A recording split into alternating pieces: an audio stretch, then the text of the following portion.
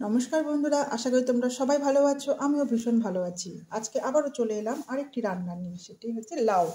লাউ দিয়ে করব আজকে লাউ ঘন্ট।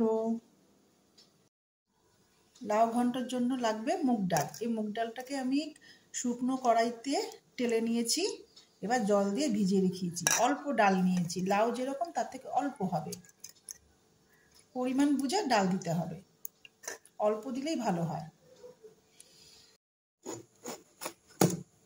এই যে লাউ কেটে নিচ্ছে ঝিরিঝিরি করে।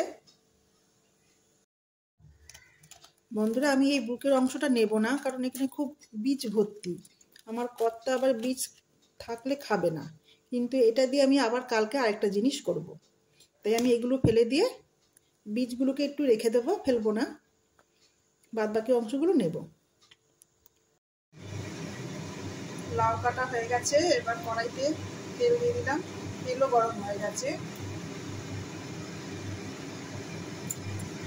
এবার দুটো শুকনো লঙ্কা ফোড়ন দিলাম আর দেবো 5 ফোড়ন।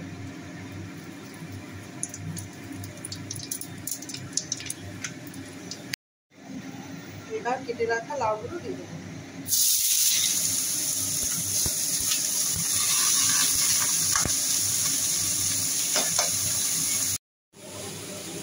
লাউতে আমি হলুদ দিয়ে দিয়েছি, এবার দিয়ে দেবো সেই মুগ ডাল।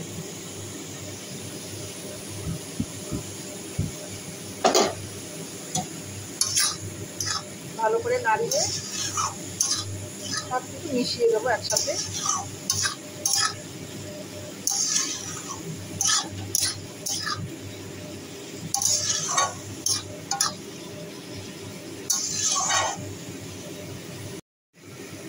দুটো কাঁচা লঙ্কাও দিয়ে দিচ্ছি। এবার দিয়ে দেবো নুন, পরিমাণ মতো নুন দিয়ে দিলাম। আবারও ভালো করে নাড়িয়ে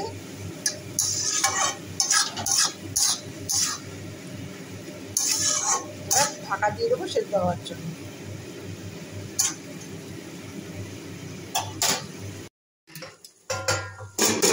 10 মিনিট হয়ে গেছে।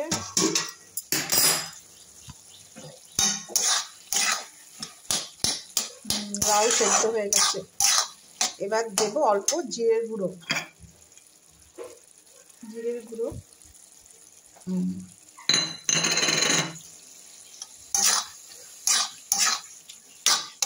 আর আদা দেবো না, শুধু জিরের গুঁড়ো দেবো, একটু দিয়েছি।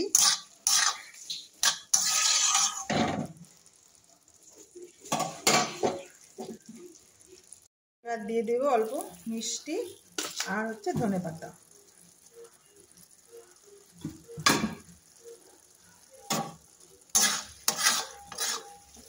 ভালো করে মিশিয়ে নেব। মোটামুটি রেডি আমার লাউ ঘন্ট।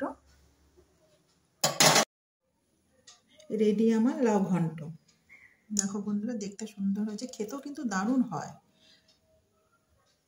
বন্ধুরা, ভিডিওটি ভালো লাগলে লাইক, কমেন্ট, শেয়ার করো। Good bye, tata.